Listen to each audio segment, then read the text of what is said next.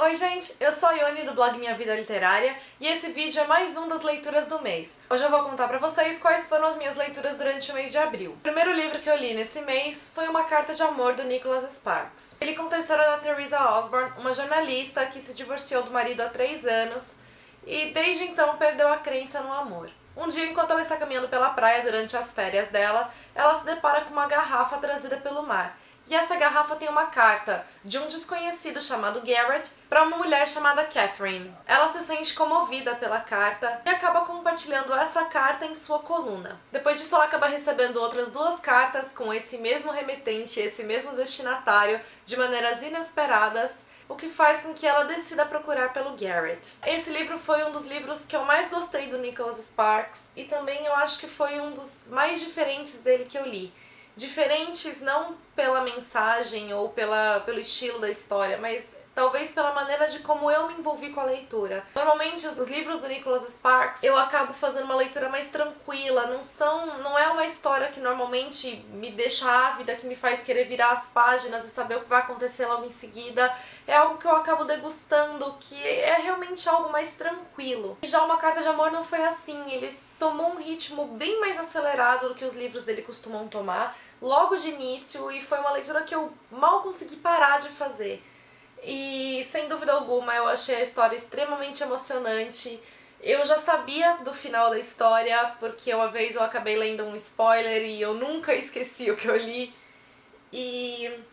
Mas ainda assim, isso não modificou a maneira de como eu me emocionei, a maneira de como tudo pra mim na história teve um significado extremamente bonito. Gostei muito, aliás, eu sempre gosto da maneira de como o Nicholas ele consegue se embrenhar nos sentimentos das pessoas, de como ele consegue colocar todos os conflitos, todas as emoções boas e ruins, digamos assim, que os personagens dele passam, que os personagens sentem, e como ele consegue colocar isso pro leitor de uma maneira tão real, tão palpável, de forma que o leitor consiga entender as personagens dele. Então, sem dúvida alguma, foi um dos livros que eu mais gostei do Nicholas. Mas enfim, eu acho que eu sempre fico com essa sensação quando eu termino um livro do Nicholas. Eu normalmente tenho aquela reação de ou ame ou odeie. E a não ser que eu feche o livro com aquela sensação de detestei, quase todos os outros eu terminei com a sensação de nossa, acho que esse foi o livro dele que eu mais gostei. Então eu não sei dizer qual é o meu favorito. Com relação ao filme, ele foi bem uma adaptação. Então ele se baseou nos pontos principais da história, só que ainda assim muitos acontecimentos se tornaram diferentes do livro, mas ainda assim eu acho que eu gostei da maneira de como fizeram isso, porque foi para representar certos conflitos que talvez não pudessem ser transpostos da maneira de como existem no livro. O livro ele tem muitas partes que estão relacionadas aos pensamentos das personagens e não tem como você colocar isso num filme, não tem como você deixar uma personagem pensando ou sei lá. Isso deixaria o filme muito parado, muito monótono, enfim. Então, pra poder fazer dar certo como filme, eles tiveram que fazer algumas mudanças e eu gostei das adaptações. Aliás, eu gostei da adaptação como um todo, ainda que ela se diferencie do livro em diversos aspectos. Pra saber mais detalhes, eu deixo o post pra vocês aqui embaixo. Minha outra leitura foi extremamente diferente da primeira e foi Dias Perfeitos, do autor brasileiro Rafael Montes. Eu estava extremamente curiosa para fazer essa leitura por conta desse comentário aqui na capa, o comentário do Scott Turow, que é autor de Acima de Qualquer Suspeita e diversos outros best-sellers americanos, e ele está fazendo um comentário extremamente positivo sobre o Rafael Montes. O livro eu acho que foi tudo aquilo que eu esperava dele, e ainda assim ele conseguiu me surpreender. Ele conta a história do Theo, que é um estudante de medicina extremamente recluso, não tem muitos amigos. Ele é extremamente culto, ele tanto não tem amigos que uma das pessoas que ele se sente mais próxima é a Gertrudes, o cadáver que ele estuda na aula de anatomia. Um dia ele acaba conhecendo a Clarice, que é uma garota completamente oposta, cheia de vida. Ela é estudante de artes, ela está escrevendo um roteiro de um filme. Ele a conhece e ele se apaixona por ela. Só que quando ele percebe que ela não o quer ver, que ela não quer se relacionar com ele, de maneira alguma, nem como amizade, ele acaba sequestrando para forçar com que ela passe a gostar dele. E eu acho que o que mais me surpreendeu no livro, acho que o que ao mesmo tempo me deixava admirada e ao mesmo tempo me causava perturbação, não foi a história em si, mas foram os próprios personagens, a maneira de como tudo é extremamente doentio. O Theo é uma personagem extremamente doentia. Ele é extremamente convicto naquilo que ele faz, ele realmente acredita que ele está fazendo o melhor, que as atitudes dele são as melhores possíveis, ele é aquele personagem em que os fins justificam os meios, então ele realmente acredita em tudo aquilo que ele está fazendo. E é engraçado ver como a Clarice se modifica aos olhos dele dependendo das situações. Então, quando ela age de acordo com aquilo que ele quer, ela é uma pessoa adorável, mas quando ela acaba tendo uma atitude contrária, ele começa a encarar que ela tem problemas. Então, eu acho que todo o relacionamento deles é extremamente então doentio por conta do Theo, que é um personagem doentio. E isso, ao mesmo tempo que me admirava, que me fazia querer ler, que me fazia admirar mesmo a habilidade do autor, do Rafael Montes, tudo aquilo me perturbava demais, porque a história é perturbadora. O final eu acho que foi o pior, porque ele não foi aquilo que eu queria, não foi aquilo que eu esperava, mas ainda assim eu acho que ele foi brilhante para o livro, para a história, não poderia ser melhor considerando o gênero que ele foi escrito. Uma leitura que foi então sim densa, foi perturbadora, mas em momento algum ela foi difícil. Rafael Montes tem uma escrita que é extremamente fluida, uma escrita extremamente habilidosa e envolvente, então é fácil com que você leia, que você queira continuar lendo, que você queira saber onde tudo aquilo vai dar. Minha próxima leitura, então, foi para contrabalancear a leitura anterior, e foi Óculos, Aparelho e Rock and Roll, da Meg Hanston. Eu já fiz vídeo resenha sobre ele, então não vou entrar em tantos detalhes, mas ele conta a história da Casey Simon, uma garota de 13 anos, que é a garota mais popular do colégio. Ela tem um programa no canal de TV da escola, ela dita as tendências na escola, ela é extremamente segura de si e ela tem uma língua extremamente afiada, ela não tem medo de dizer a verdade, seja para quem for.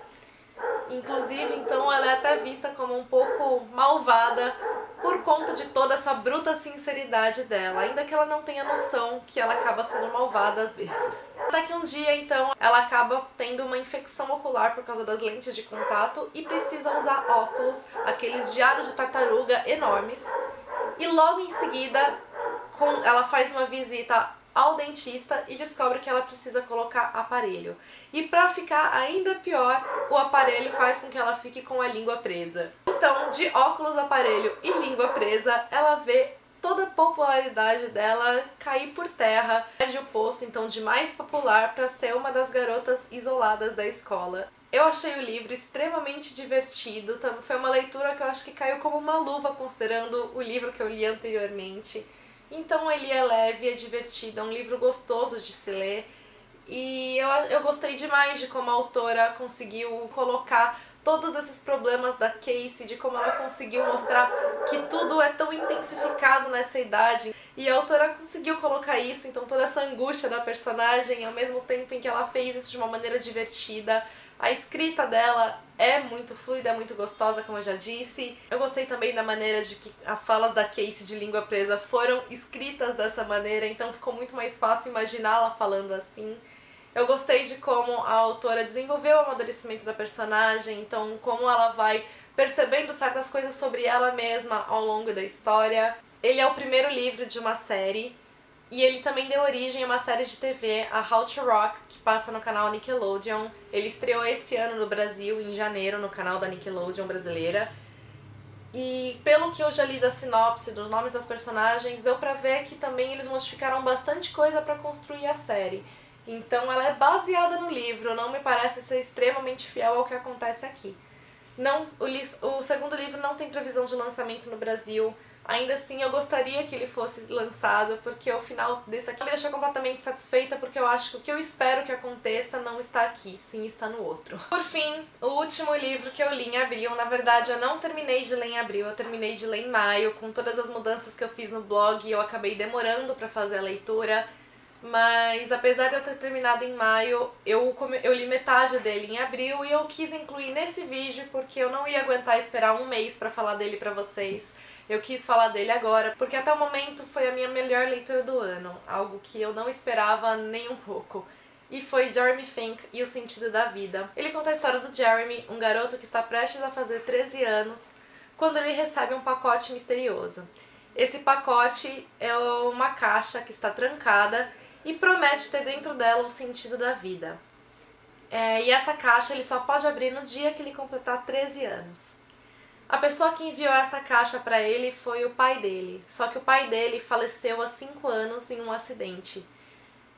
O pai dele deixou essa caixa antes de morrer com um advogado da família, e o advogado, por ter perdido as chaves, então que possibilitam a abertura dessa caixa, resolveu enviar a caixa para o Jeremy um mês antes para que ele pudesse procurar as chaves.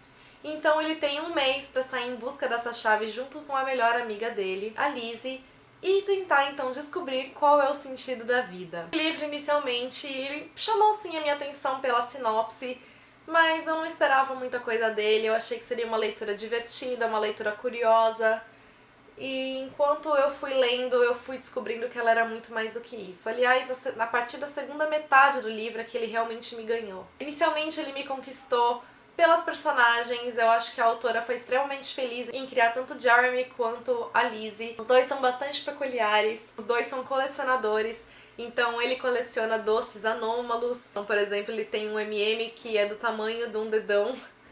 E a Lizzie coleciona, entre outras coisas, cartas de baralho. Ela quer montar um baralho com as cartas que ela encontra na rua, somente.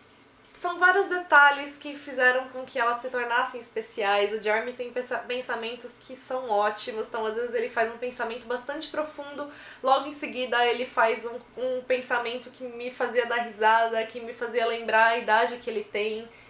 Então tudo isso é bastante gostoso, tudo isso é bastante envolvente. E ao mesmo tempo a autora conseguiu colocar reflexões e pensamentos que foram tão profundos que foi impossível isso não me emocionar, que foi impossível isso não me envolver.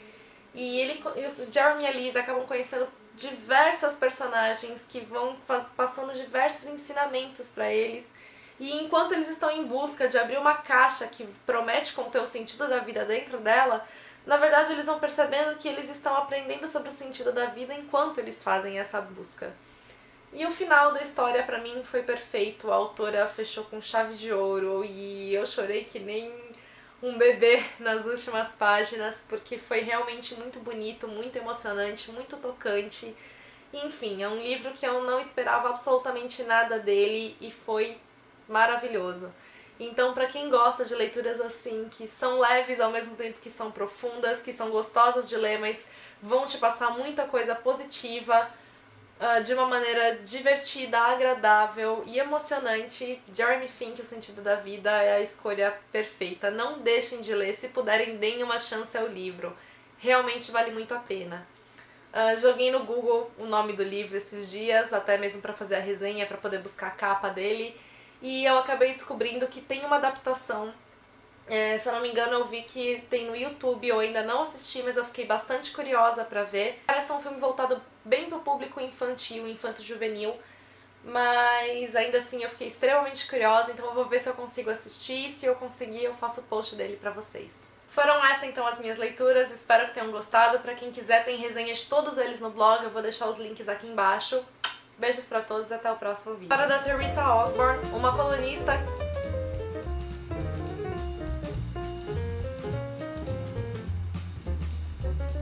ela se depara com uma garrafa trazida pelo mar. E essa garrafa, talvez pela maneira de como eu me envolvi com a leitura. Normalmente os livros do Nicholas Sparks, os dois têm as suas peculiaridades. Os dois são bastante peculiares.